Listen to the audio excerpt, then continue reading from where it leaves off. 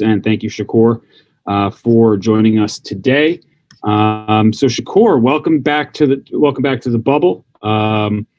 This is your second appearance in the bubble. So can you talk about sort of how that first experience prepared you for what you're going to face fight week wise for your second trip in the bubble?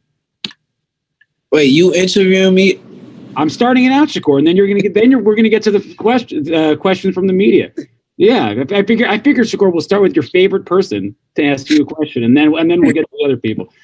So yeah, so Shakur, your second appearance. How did that first one help you moving towards your as you prepare for your second bubble fight?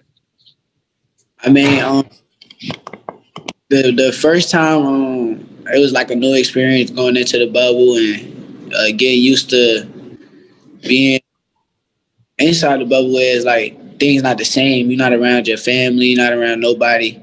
I'm usually like type of person got like a bunch of family members and a bunch of people around me, and it's a big difference in the bubble. So I think I got used to it now, and I think I'm just ready to fight.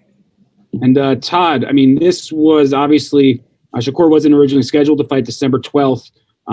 Once the Berchelt Valdez fight sort of fell through, Shakur took this fight on about 5 weeks' notice. Todd, can you talk about sort of the decision making that went into pivoting and putting Shakur in this spot in a big main event on December 12th?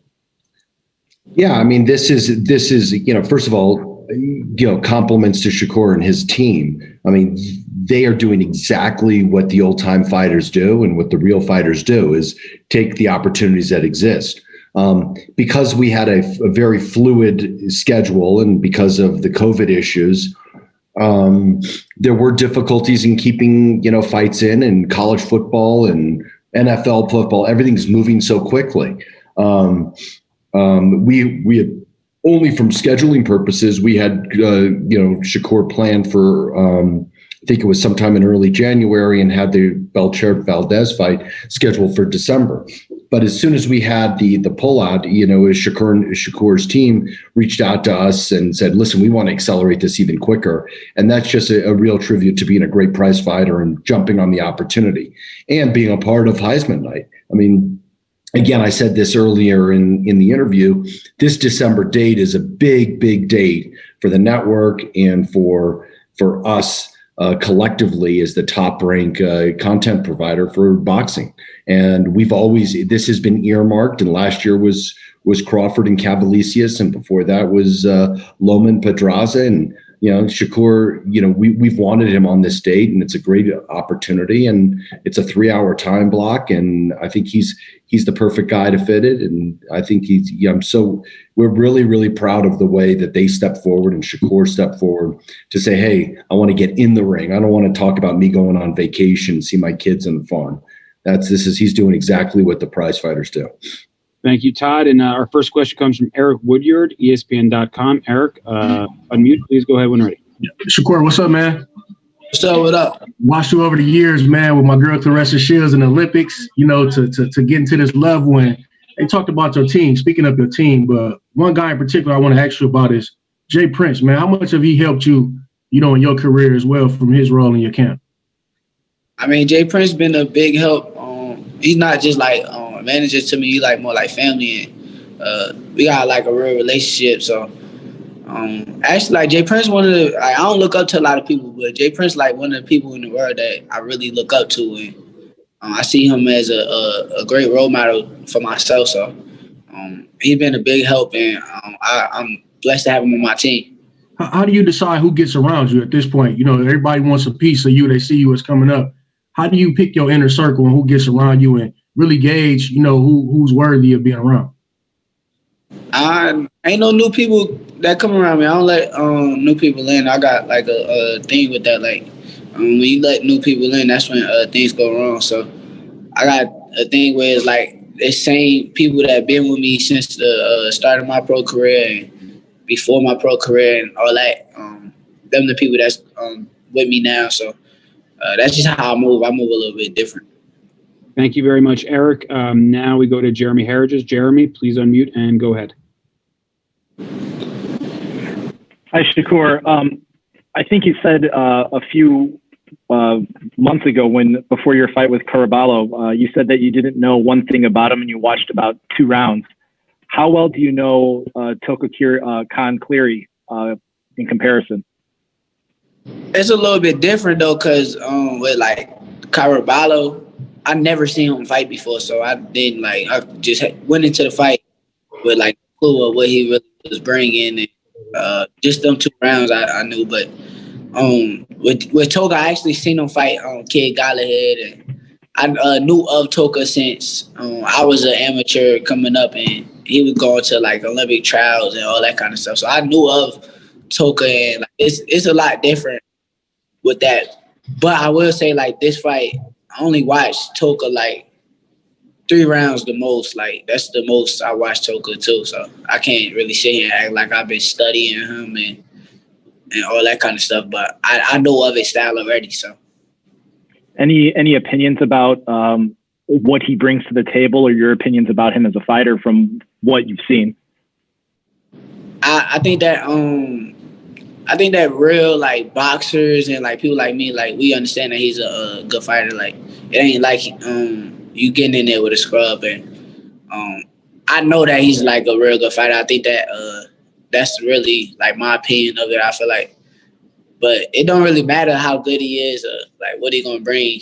I'm gonna make him look a certain way, and people gonna have their opinions of him regardless. So.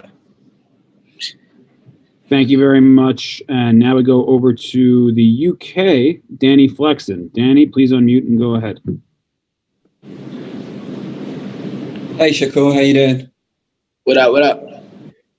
Just wanted to talk about what your main reasons were for moving up to 130 and who you see as kind of the main potential rivals in your future there. A lot of fighters recently have moved from 130 up to 135, which I'm sure you will eventually, but at the moment at 130, who are the main guys for you?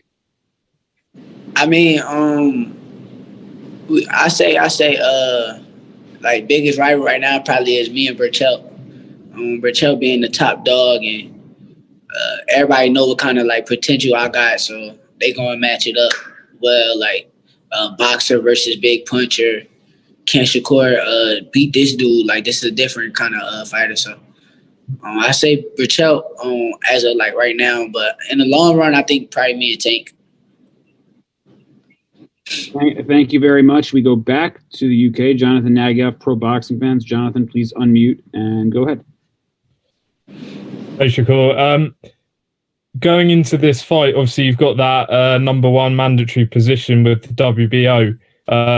Is that a fight that you want after that, the winner of the proposed fight between Herring and Frampton? Oh, yeah, that's the fight that I'm getting. It ain't the fight that I want. It's the fight that I'm getting. So hopefully they hurry up with their dates and decide what they doing so that way I could be back in March against the winner of that fight. Will that be difficult for you if it is against Jamel Herring, considering you're quite close? I mean, boxing a business at the end of the day. I don't look at nobody as friends. We get in the ring. I got to feed my family just as much as he got to feed his family. So I can't look at it like, oh, I'm cool with Jamel. Nah, that's an enemy when we get in the ring. So we just got to wait and see. Thank you very much. Thank you very much, Jonathan. We go next to J.R. Bell. J.R., please unmute yourself and go ahead when ready. Brother Shakur, what's good, man? What up? All good. How important was it for you to try to get in another fight this year? I ain't gonna say like it was like very important because from my knowledge, like I didn't even know that I was gonna be fighting this year. Like I thought it was over. I thought the next fight was January or something like that. So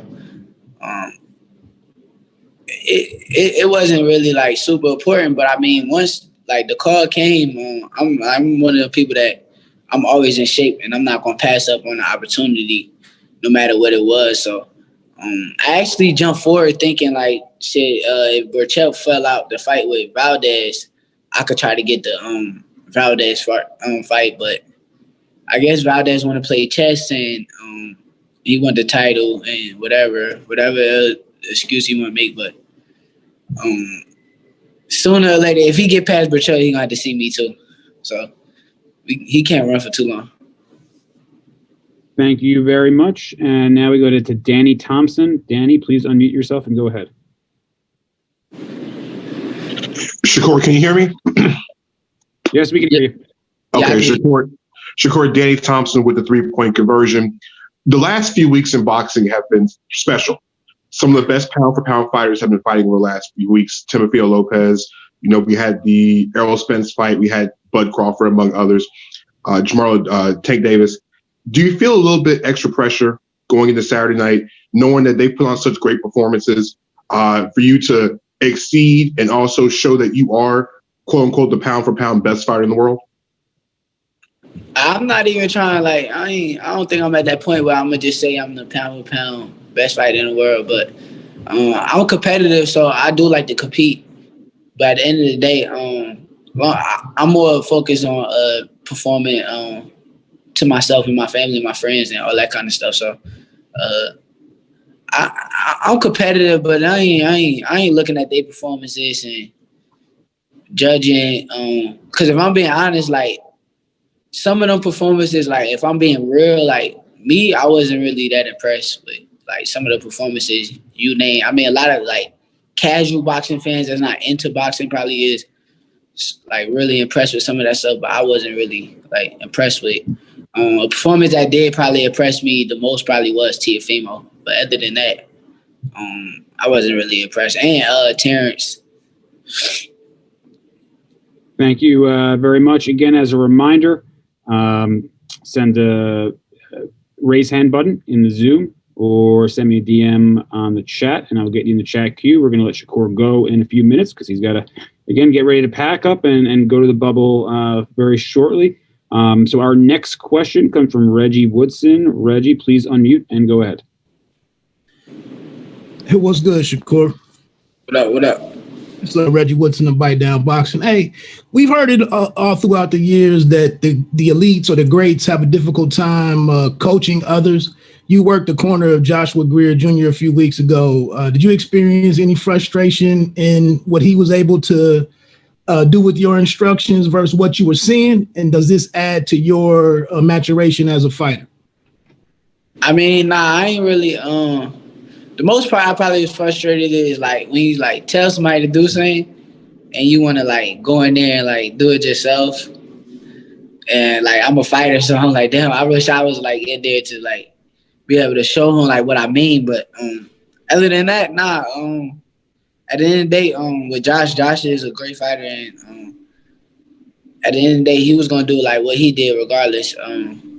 So it's more up to the fighter when you coaching, but being a coach, I guess it probably helped a little bit, but I ain't really too focused on that. That's something I'm gonna be more focused on at the boxing. I mean, but sorry. No, go ahead. Sorry. I was just asking, but does it kind of add to either how you're seeing the game or how you've grasped the sport at this stage in your career? Thanks, Evan. I'm not sure. I don't think it adds to it because I feel like I'm already a student of the game regardless. So I think it adds to a fighter that if I go say something and I help coach them or something like that, I think it adds to their game. But I don't think it's added to my game because I sit and watch boxing all day, every day. So I could sit there and tell you this and tell you that, but I don't think it's going to add to nothing that got to do with me and my boxing. Thank you very much. Xavier Porter, please go ahead. Shakir, how you feeling? Quick question in regards to your thoughts against Jamel Herring. As a fighter, as a boxer. Yo, in a minute. Huh? I said I ain't seen you in years, dude. It's been a minute, man. Good to see you again, bro. Quick question in regards to you just mentioned your thoughts about Jamel Herring. As being around the guy, knowing him, I'm pretty sure you've been around his family and things of that nature. How do you transition from the mindset from being a boxer, being around him, to when you actually get the opportunity to say, you know what, this guy's my opponent. I got to do what I got to do against him. I mean, it's easy. I mean, that's I just feel like I got family of my own and I got a lot going on myself that I'm so hungry. I don't care what you got going on. If we get in the ring, if you across the ring from me, you got to go, and that's just how I see it. Like, I don't look at nobody like, oh, you my family, so I'm a, like, nah, I look at it from a standpoint where I got to feed my family, and you got to feed your family, and I know for a fact that if you get the chance to hurt me, you ain't going to hold back, so I'm the same as that way. Thank you very much, Xavier. We're going to take one last question. Shakur's got to run. Crystal Hart, please unmute and go ahead when ready. Crystal, you there? All right, I guess I'll try it one more time. Nope, I guess we are having technical difficulties on her end. So we're going to end it here. Shakur, any last words you want to send out to to the fans, those watching on